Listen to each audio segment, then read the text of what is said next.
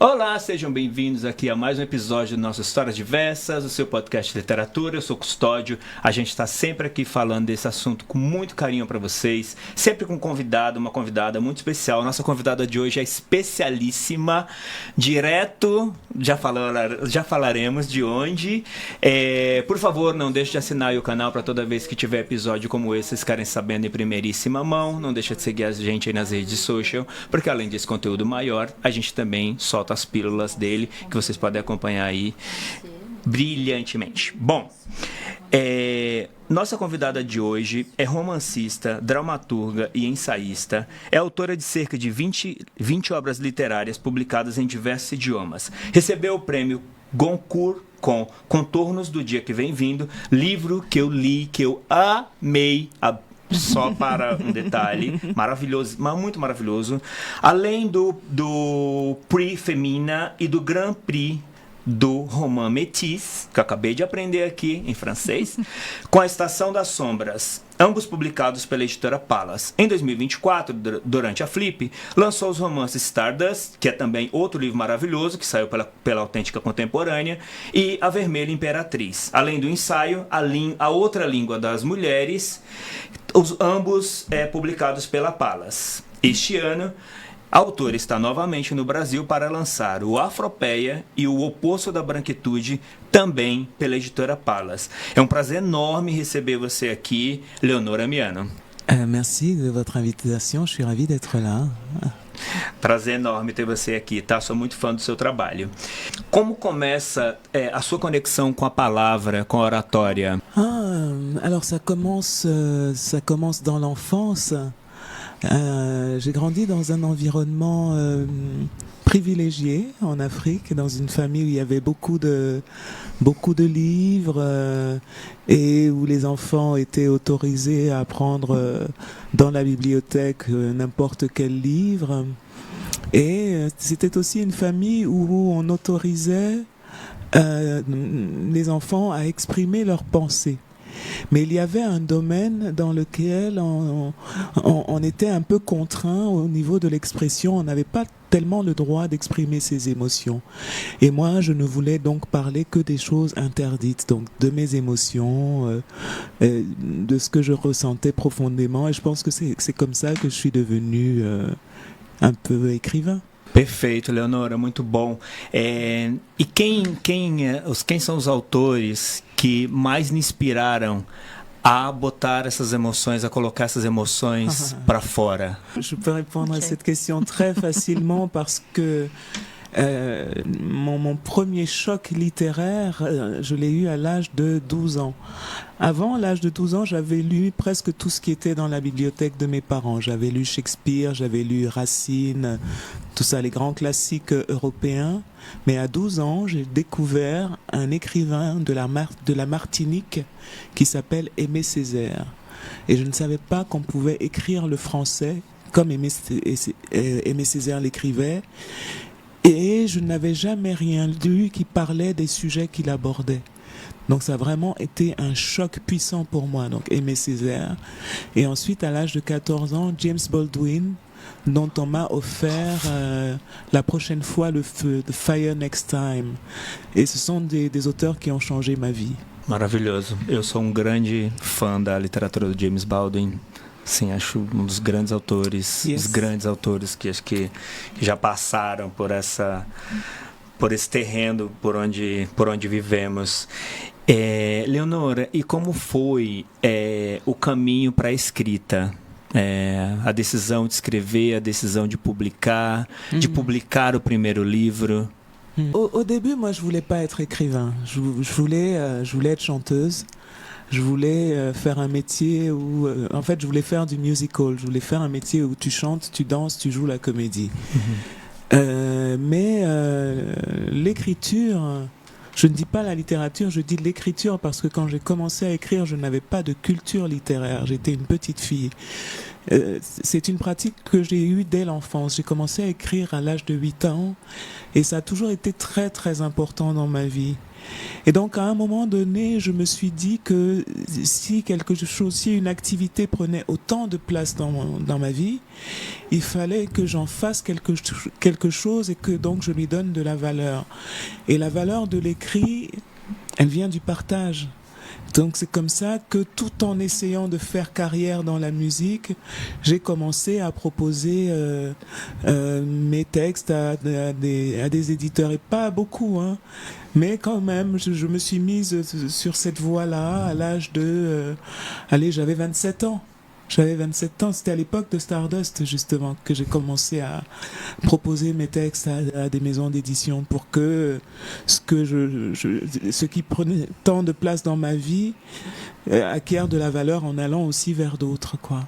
Muito bom saber que a arte já estava em você, né? Ela ia aflorar, se não fosse pela literatura, certamente ia ser pelo canto, pelo palco, pela pintura, alguma coisa, claramente pelo que você está falando. Mais je chante toujours. Então temos a composição da arte aí total.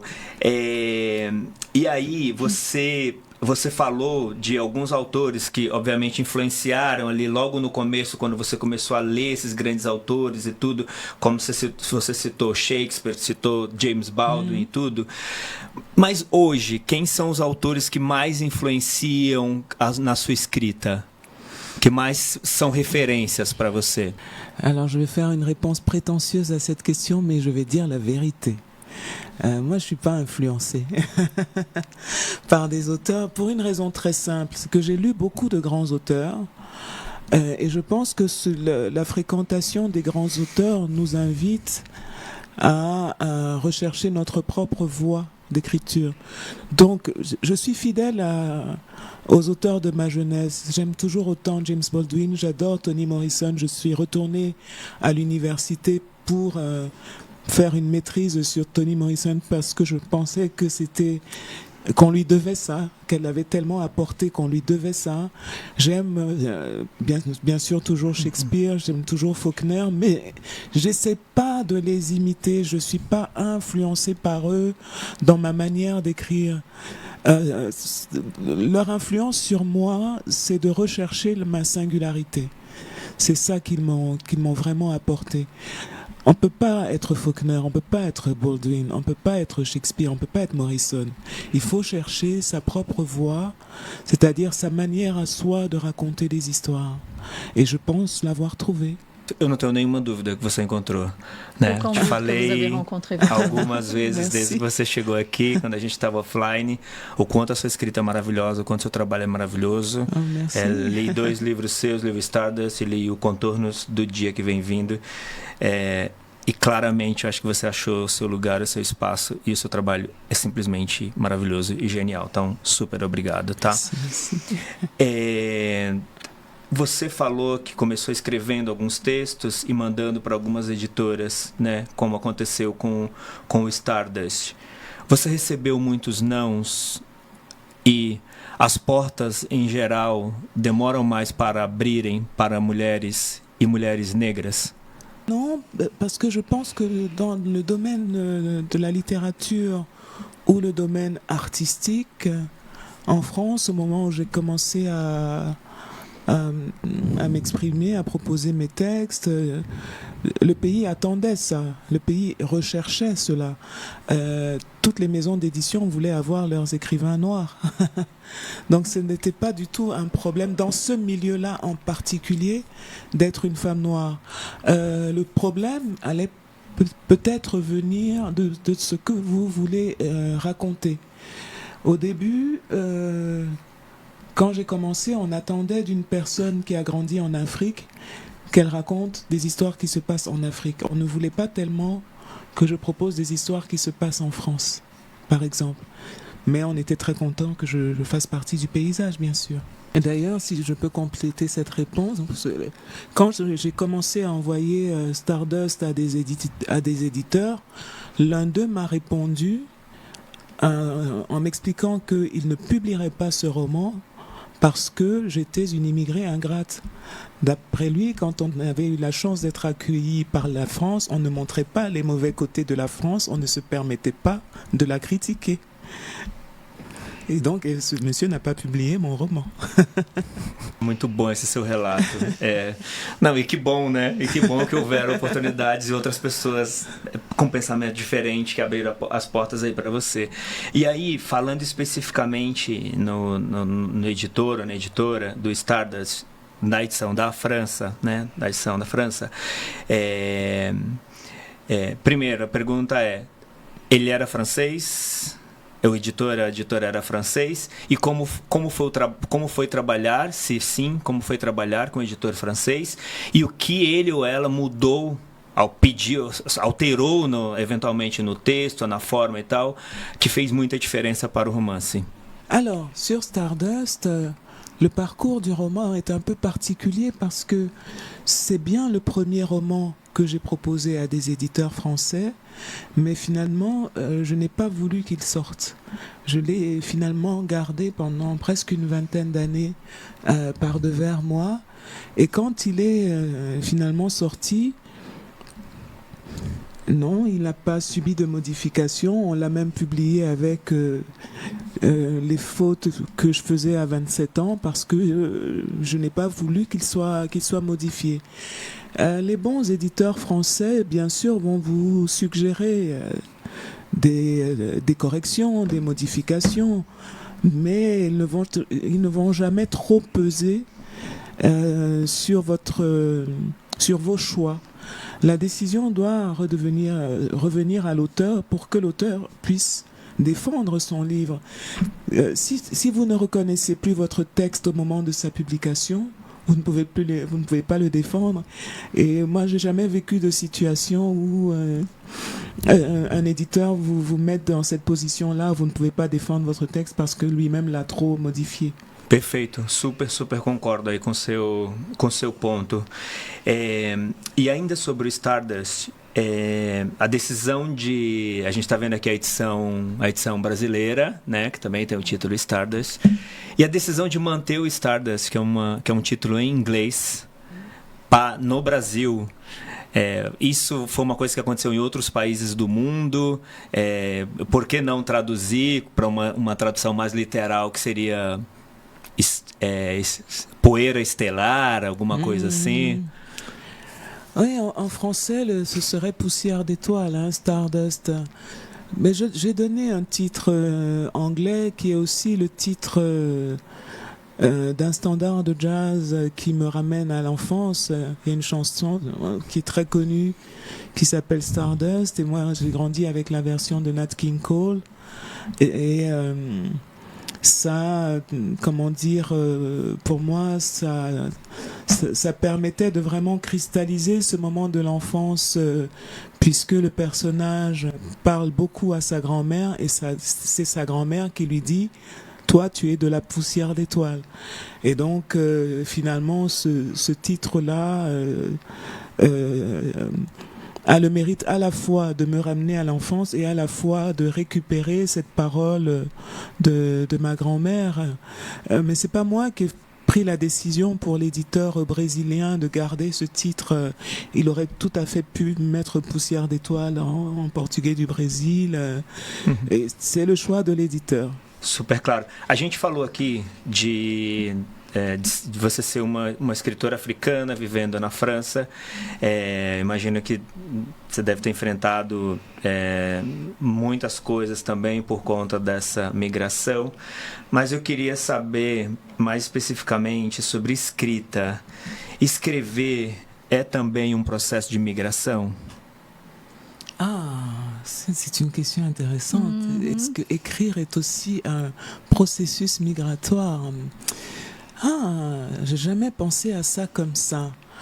Je ne sais pas si je dirais ça pour moi, parce que je suis vraiment quelqu'un qui écrit au départ comme une petite fille qui veut parler des choses interdites. Et donc, je pense avoir, en tout cas très longtemps, conservé cela dans ma pratique, c'est-à-dire ce besoin, impérieux de m'exprimer. Et donc, d'exprimer une pensée vraiment telle qu'elle me venait.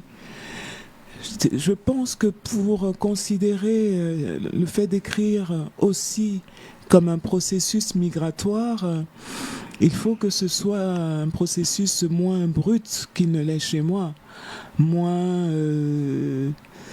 oui, presque primaire. Moi, j'ai vraiment une écriture qui part d'une urgence, et qui veut en quelque sorte la résoudre.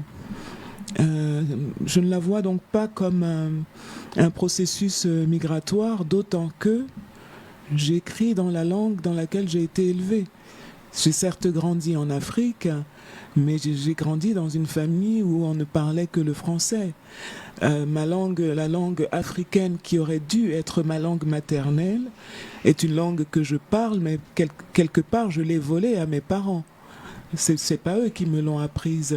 Je l'ai apprise parce que j'écoutais les conversations des adultes et que je voulais absolument comprendre et maîtriser cette langue. Mais elle ne m'a pas été donnée. C'est dans cette langue que j'aurais dû écrire. Mais j'écris en français parce que j'ai été élevé en français. Donc pour moi, c'est très simple au fond. Il n'y a pas de migration dans la langue. Muito maravilhoso, muito maravilhoso. Você gostou da pergunta? Eu gostei ainda mais da resposta. Muito obrigado aí, lindo. E a outra coisa que eu queria te perguntar ainda, referente também à literatura, é qual o papel da literatura para dar voz a grupos frequentemente silenciados ou ignorados? Mais le rôle de la littérature est fondamental pour faire entendre des voix ensilencées, pour raconter des récits minorés. Et d'ailleurs, je pense que pour nous, auteurs du Sud, c'est son rôle principal, puisqu'en réalité, si on regarde les grands thèmes de la littérature, nous n'inventons pas de sujet. La littérature, elle parle d'amour, elle parle de rivalité, elle parle de jalousie, elle parle de trahison. Ça, ce sont les grands sujets qui n'ont ni territoire, ni culture, ni âge. C'est-à-dire que ce sont des sujets de l'humanité, tout simplement, de la condition humaine. Ce que nous apportons, nous, dans la littérature, ce sont précisément des récits minorés, ce sont précisément des voix ensilencées, ce sont des esthétiques inattendues. Et donc, pour nous, en tout cas, le rôle de la littérature est principalement celui-là, de faire revivre des populations qu'on a marginalisées, de donner à entendre leur vision du monde, leur point de vue. C'est ça le travail que nous faisons, le travail particulier que nous faisons, puisque nous n'inventons pas vraiment des sujets. Par exemple, quand nous parlons de la colonisation, du colonialisme dans nos livres, nous parlons à travers le colonialisme, la colonisation, l'esclavage, tout ça, nous parlons d'un grand sujet universel qui est le sujet du pouvoir, de la domination, qui là encore n'a pas de territoire, n'a pas de culture, tout ça, mais qui dans nos expériences récentes en tout cas, s'est traduit de cette manière-là. Mais c'est un sujet universel. Ce que nous apportons, c'est notre vécu de ce sujet. Tá claro aqui, Leonora, todos os pontos. Eu queria só pegar um ponto da sua resposta anterior, que você falou desse território de novos autores, com vozes marginalizadas, com estéticas inesperadas. Você poderia citar um autor, 2 autores contemporâneos que está ocupando esse lugar, que você acha que está ocupando esse lugar e é uma voz importante, marquante dentro desse contexto? J'ai tendance à citer plus facilement des auteurs qui sont mes aînés. Mais je crois que ce qu'il veut, c'est que je cite un peu des auteurs plus jeunes. J'allais parler de Franck Etienne, l'écrivain haïtien qui nous a quittés il n'y a pas très longtemps et qui est un écrivain qui a inventé un mode d'écriture de fiction qu'il a appelé la spirale parce qu'il ne voulait pas écrire des romans tout bêtes. Il ne voulait pas se couler dans la forme romanesque. Et pour moi, c'est un très très grand écrivain. Et au-delà de l'écrivain, c'est un grand artiste. Et je veux chercher quelqu'un dans une génération plus jeune. Il y a une toute jeune romancière togolaise, française d'origine togolaise que j'aime beaucoup, qui s'appelle Raphaël Red. Et je trouve que, elle a une pertinence redoutable parce qu'elle est vraiment d'une intelligence très affûtée. Mais ce que j'aime surtout chez elle, c'est son insubordination esthétique. C'est-à-dire que c'est une jeune autrice qui produit une forme certes romanesque, mais toujours intranquille, souvent inconfortable pour le lecteur. C'est-à-dire que la forme épouse les thématiques. Elle parle de sujets qui vont vous troubler, mais elle ne rend pas la lecture confortable pour vous. C'est-à-dire que le texte sera troublant à la fois dans sa forme et dans le fond. Et pour se permettre de faire ça, quand on en est à ses débuts, il faut avoir beaucoup de tempérament et, une espèce d'impertinence que j'aime beaucoup chez une jeune femme d'une trentaine d'années à peine. Donc retenez bien son nom, elle s'appelle Raphaël Red. Gravado aqui já. Bom, se não está publicada no Brasil, já fica aqui o convite também para as editoras para prestarem atenção no nome da Rafaela, ainda mais vindo de você e com essa referência toda, né? Enfim, então está dado o recado e a super indicação aí que você traz pra gente. Eu adoro ouvir sobre autores novos, sobre autores que estão construindo coisas novas, que estão sendo estão trabalhando a insubordinação na escrita, o desconforto na escrita. Eu gosto muito disso. Então, para mim aqui já é um nome que está anotadinho. Já vou ler em inglês, pelo menos em inglês, enquanto vem pelo Brasil para português. E eu queria te perguntar agora mais especificamente você está no Brasil, obviamente, para lançar também esses 2 livros que a gente comentou aqui no início da editora Palas, especificamente sobre o oposto da branquitude, que é o título do livro, reflexo sobre o problema branco. E eu queria te perguntar o que é o oposto da branquitude e qual o impacto da brancura francesa na sua vida. Bon, alors, qu'est-ce que l'opposé de la blancheur? J'ai choisi ce titre pour surtout signifier que les personnes qui se sont dites blanches à une certaine époque ont en quelque sorte usurpé la signification symbolique de la blancheur, puisque blancheur, dans toutes les civilisations du monde, y compris les civilisations, les cultures africaines, ça renvoie à la pureté, à l'innocence, à des choses extrêmement élevées sur le plan spirituel, alors que ce qui s'est donné comme blancheur ou comme blanchité sur le plan politique, c'était complètement l'opposé de ça. C'était l'opposé de la pureté, de l'innocence, de la spiritualité élevée. Donc ce terme-là, dans la bouche des personnes qui ont fracturé l'humanité en races, était une usurpation. C'est ça que je voulais dire ici.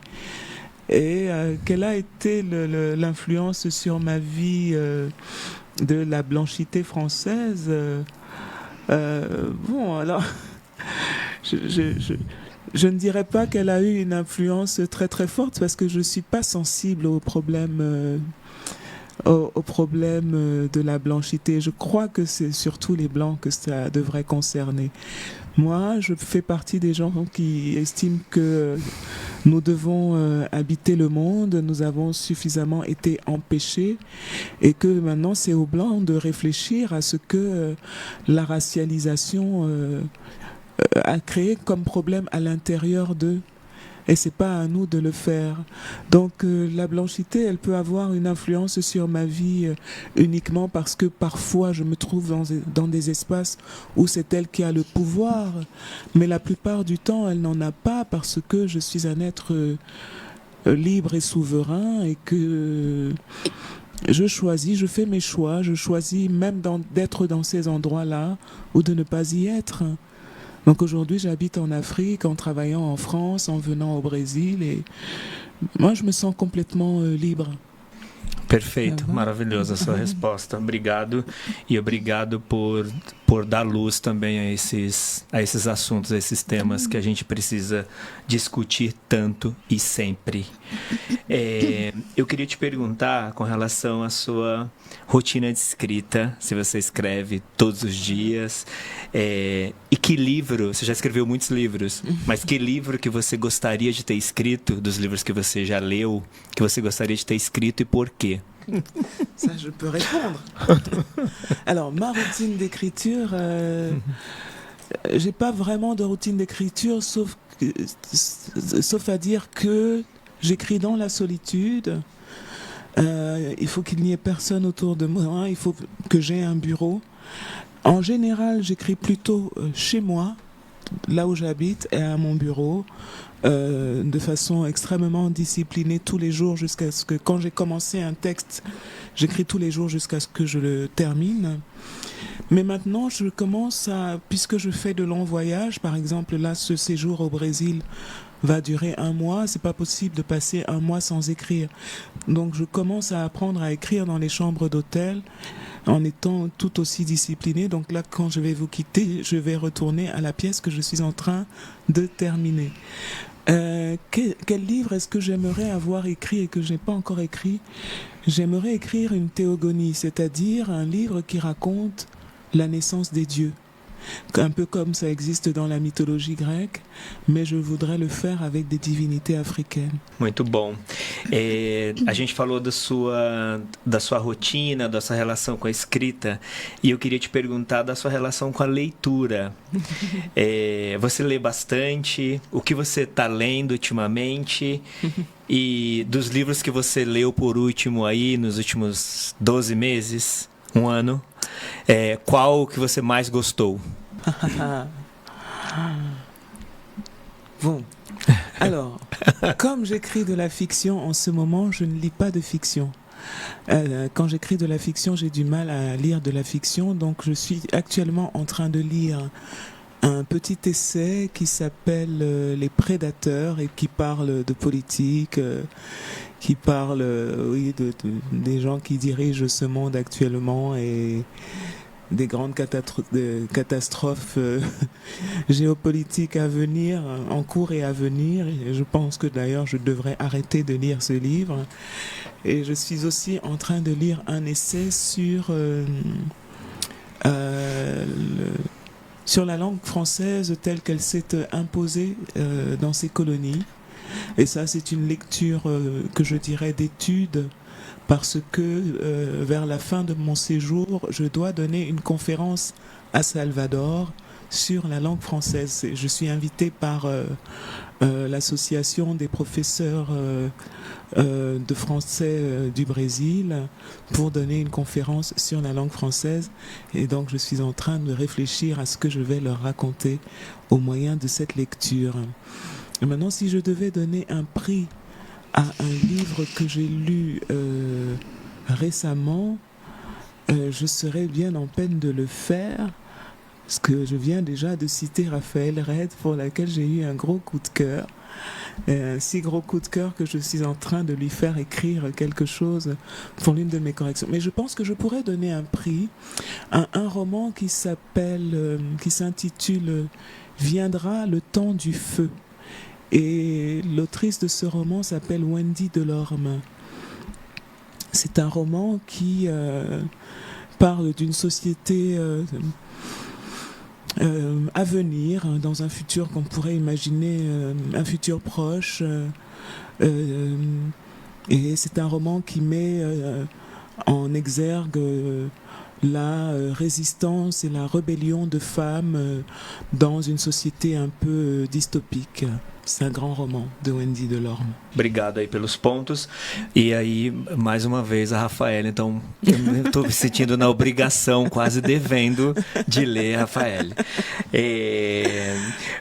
A gente falou aqui um pouquinho, quando você chegou, um pouco offline, da sua paixão pelo Brasil. Então, super obrigado. Sinta-se em casa sempre aqui no Brasil. Merci. Da sua paixão pelo Brasil, inclusive que você planeja em algum momento comprar uma casa aqui e tudo. E falar português, que você já está entendendo praticamente tudo em português, então já você também vai estar falando certamente. Je vais apprendre.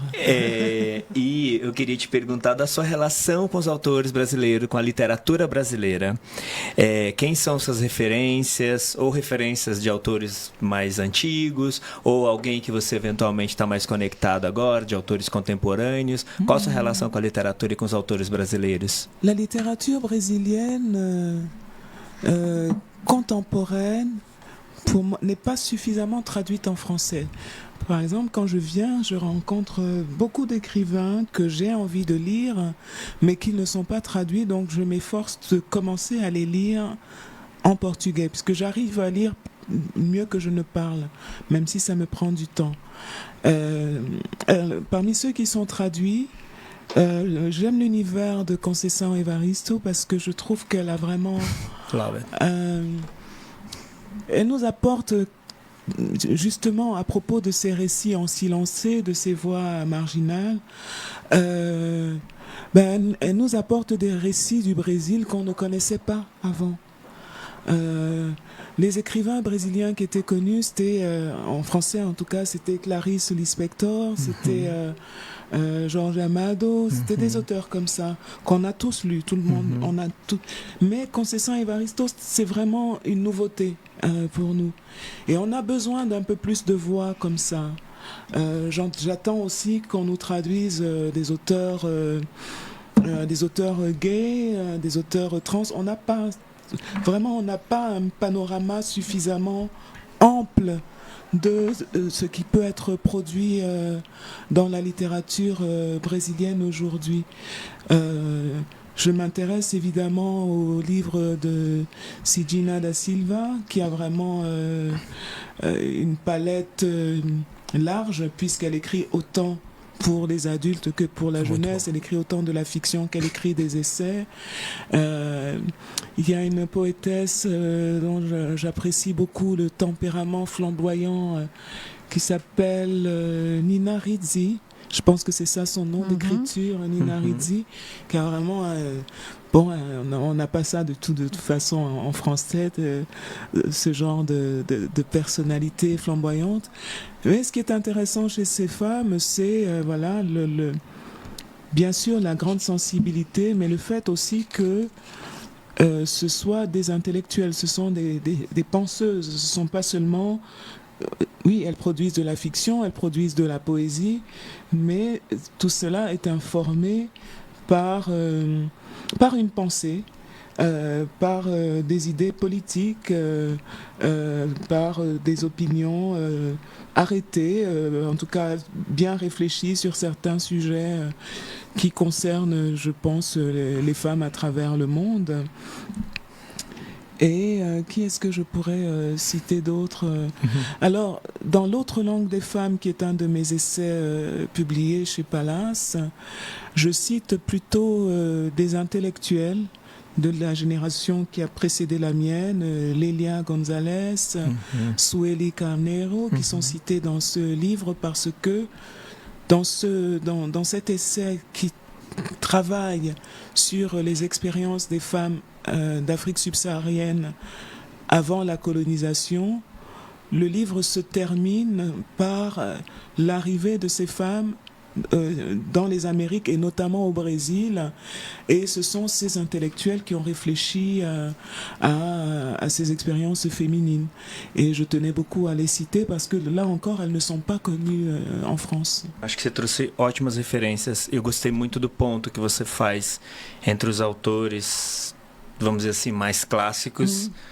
que sempre trouxeram pontos importantes, mas quando a gente vai para uma leitura, quando a gente vai para um universo, um texto de Conceição Evaristo, da própria Cidinha, a gente vê que tem uma literatura localizada num outro lugar ali, né? Tá chamando a atenção para uma coisa que muitos autores brasileiros eu acho que não tinha chamado ainda. Então, muito obrigado aí pelas referências. Espero que a gente tenha mais livros de autores brasileiros traduzidos para francês também. J'espère. Il y en aura plus. Eliana Alves Cruz, mais c'est le seul pour l'instant. On ne la connaît pas encore assez. Elle commence à être traduite en français aussi. Perfeito, sim. Acho que tem o Solitária dela, que o livro chama Solitária, que foi traduzido para o inglês, eu não sei se foi para o francês. Il a été traduit en français aussi? Je pense que c'est celui-là qui est traduit. Mas eu acabei de ler o Água de Barrela, que simplesmente maravilhoso. Chama Água de Barrela, da Eliana. Simplesmente maravilhoso. Ok. A gente tem um quadro aqui no Pod que a gente chama o momento 3Es. Talvez quando 3Es de 3 e es. 3Es, c'est un... Em português, os 3Es por causa do enaltecer, emprestar e esquecer. Talvez para o francês não faça sentido os 3Es, porque os verbos vão começar com palavras diferentes. À mettre en valeur. Qu'est-ce que j'ai envie de mettre en valeur? Alors, j'ai envie de mettre en valeur un livre qui s'appelle Afro-décolonial Manifesto par un auteur français qui s'appelle Norman Adjari. Norman Adjari est français, mais il enseigne à l'université d'Édimbourg les études noires francophones. C'est c'est un champ qui a été créé pour lui, pour qu'il vienne enseigner ça là-bas. Et il se trouve que pour une collection que je dirige chez un éditeur anglophone, je lui ai commandé ce manifeste décolonial. Et donc, c'est ça que j'aurais envie de mettre en valeur, le manifeste afro-décolonial de Norman Adjari. Ensuite, un livre à emprunter. Si quelqu'un me demande ce que je lui proposerais d'emprunter, je proposerais d'emprunter. C'est pas facile, mais je pense que je proposerais d'emprunter un livre sur les divinités. Je sais pas là s'il y a une petite collection que j'aime beaucoup qui s'attache aux différents orishas du panthéon Yoruba. Et s'il fallait emprunter des livres aujourd'hui, je proposerais aux gens et surtout aux Africains de l'Ouest d'emprunter dans cette petite collection un ou deux livres sur une divinité du panthéon Yoruba pour voir comment elle s'est acclimatée ici au Brésil. Moi, c'est un sujet qui m'intéresse énormément. Et aucun pour oublier? Non, je ne peux pas faire ça, non. Muito bom, excelentes escolhas e adorei os temas também. Não, só voltando aqui um ponto, você falou que gostaria de ler literatura LGBT, né, literatura gay no Brasil. Então eu queria te indicar um autor brasileiro, não sei se você conhece, mas gostaria de te indicar, que chama João Silvério Trevisan, que tem uma obra maravilhosa. É um autor gay, com seus 80 e poucos anos, que enfrentou tudo que se pode enfrentar, enfrentou ditadura militar, enfrentou tudo, recebeu muitos nãos no início da carreira, não pelo seu texto, mas por ser gay. Então recebeu muitas portas fechadas. Então eu gostaria de te indicar esse autor para que você tivesse acesso ao trabalho dele, que é maravilhoso. João Silvério Trevisan. Merci beaucoup. Welcome. A gente está indo aqui para o finalmente. Arrive à la fin. Eu tenho uma pergunta com relação ao Stardust, que na verdade aí eu puxo um pouco para a sua vida, assim. Na narrativa do Stardust, né, é muito evidente a força do amor, da relação de uma filha com a avó, né? E eu queria te perguntar qual a importância da família e da infância no seu trabalho. C'est une importance dont on se rend compte seulement quand on commence à écrire. Je pense que je suis complètement façonnée par les histoires de ma famille, par les femmes de ma famille, leur trajectoire, mais que je m'en suis rendu compte seulement quand j'ai commencé à vouloir écrire à propos de moi-même. C'est-à-dire que en commençant à écrire Stardust, je voulais écrire une partie de mon parcours qui m'avait amené dans ce centre d'hébergement d'urgence pour femmes sans abri, et je me suis retrouvée à réfléchir, d'abord à parler à ma grand-mère mentalement, et puis à réfléchir à l'histoire des femmes de ma famille, aux accidents de leur parcours, à comment finalement nos histoires se ressemblaient. Et donc, on ne se rend pas compte de ces choses-là à moins d'y réfléchir, mais on est totalement façonné par ça. Et c'est un peu la même chose avec Contour du jour qui vient. Je voulais écrire une histoire qui parlerait d'un enfant rejeté, d'un enfant qui n'aurait pas de place dans la société où il est venu au monde. Et je me suis retrouvée à écrire l'histoire d'une relation mère-fille compliquée. Et cela a suscité chez ma mère, quand elle a lu le roman, le besoin de s'expliquer vis-à-vis de moi, et ça m'a encore ramené à la relation qu'elle-même avait eue avec ma grand-mère. Enfin, on ne sort jamais de là finalement. On ne sort jamais de là. En tout cas, moi, c'est quand je finis mes livres que je me rends compte que la famille est toujours un sujet assez central dans tout ce que j'écris. Super claro. E dá super para entender, eu acho que tanto no Stardust quanto no Contornos do Dia que Vem Vindo, né, que foram os dois livros que eu li, acho que é muito nítido essa coisa da família, especialmente no Stardust, nessa relação familiar entre a neta e a avó e tudo. Então, é muito claro isso também quando a gente está lendo o seu texto. A gente tem um outro quadro aqui que chama Um Trecho, Diversas Histórias. Então, eu gostaria de ler um trechinho do Stardust aqui para quem está nos acompanhando e ter acesso também a quem não acessou ainda o seu texto. É também uma forma de acessar um pouco a sua escrita. Chegar ao destino leva tempo, Mambembe. Faz alguns anos que saí da nossa terra, mas só ainda há pouco cheguei aqui. Estou começando a me abrir para as pessoas, a conhecê-las. Será que vou acabar por compreendê-las, mesmo não se parecendo com a França? Mesmo que a França não possa existir?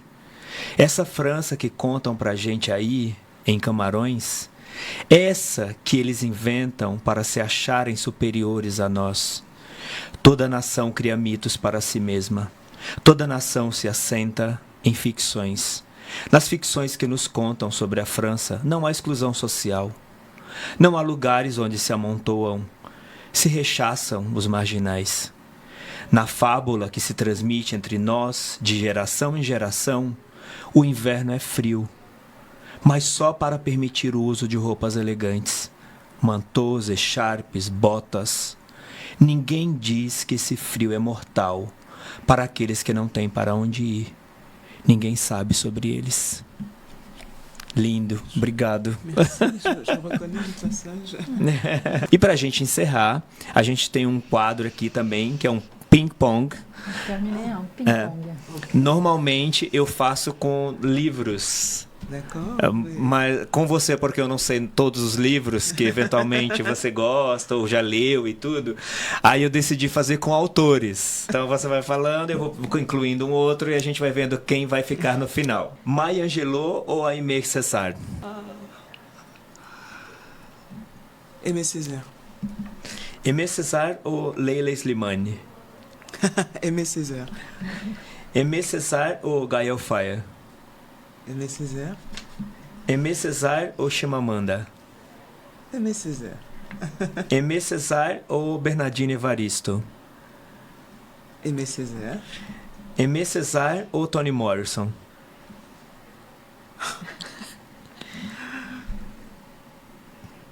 que c'est cruel. Toni Morrison. Toni Morrison, muito bom. Toni Morrison ou James Baldwin? Oh non. Joker. Ça, c'est super cruel. Oh, non, c'est pas ça. Pardon, Jimmy. Toni Morrison. Toni Morrison ou Marguerite Duras? Ah, Toni Morrison. Toni Morrison ou Alice Walker? Toni Morrison. Toni Morrison. Toni Morrison. Querida, muito obrigado. Obrigado Muito pelo obrigada. papo, muito obrigada mesmo. Conversa boa, por mais que a gente tenha que ter aqui a interlocução Mas je pense que ça s'est da bien nossa passé. querida Andréia. Andréia, obrigado também. Merci, Andréia, Obrigada. produtora, merci, obrigado por você estar aqui com a gente. Mas acho que no final a gente conseguiu Ça fazer s'est uma bien conversa passé, muito je pense. boa, Sim. né? Acho que foi muito bom.